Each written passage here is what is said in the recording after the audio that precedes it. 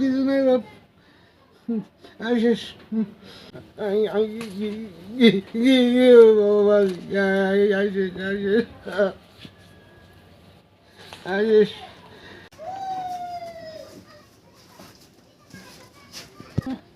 জি অনর কি সমস্যা দেয় আপনার কি সমস্যা দেয়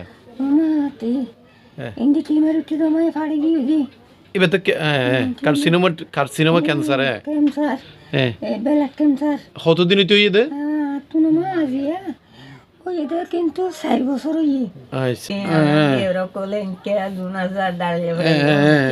তুলিয়ে রে লই যাই মায়া তো করবানি জানি না ভারি আর ঠিয়ানা দেই তো ইও যাইবে টাইম ইও যাই না বাড়ি দেখে 9 তারিখ লেগে দিয়ে যায় ইও যাই না বাড়ি আর 9 তারিখ গিয়ে 2-3 দিন টাইম গিয়ে ইয়া ইবেলা ইয়া দিয়ে আনিবে টাইম 2 বোতল তাই টাইম তো হইয়া আনি না বাড়ি ইয়া বোতল বয়ে নাই ঠিয়া নাই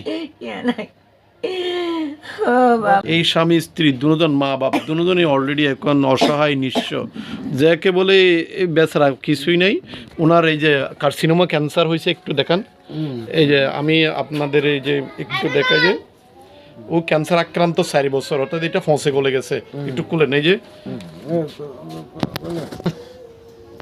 মানে এই কার্সিনোমা ক্যান্সারে আক্রান্ত উনি 5 বছর এই চিকিৎসা করতে গিয়ে ওনার এই সহায় সম্বল বিটা বাড়ি সব বিক্রি করে দিছে আজ ওনারা এই মা বাবা ধরতে গেলে চরম অসহায় নিঃস্ব এবং মানবতর জীবনযাপন করতেছেন। তাই সম্মানিত বন্ধুরা যারা শুনছেন দেখছেন তারা দয়া করে এই দুটো মা বাবার প্রতি একটু সদয় হয়ে উনি এখন কথাও বলতে পারেন না মানে স্ট্রোক করে গেছেন ওনার টেনশনে। এই যে দেখেন ওনার টোটাল এই যে দেয়া নাই আর কিছু নাই। আপনারা যা পারেন এখানে স্ক্রিনে দেওয়া নাম্বারে যদি যোগাযোগ করে ওনাদের জন্য যতটুকু পারেন ততটুকু সাহায্য সহযোগিতা পাঠিয়ে দেন, ইনশাল্লাহ আমরা যত্ন সহকারে ওনাকে পৌঁছে দেবো।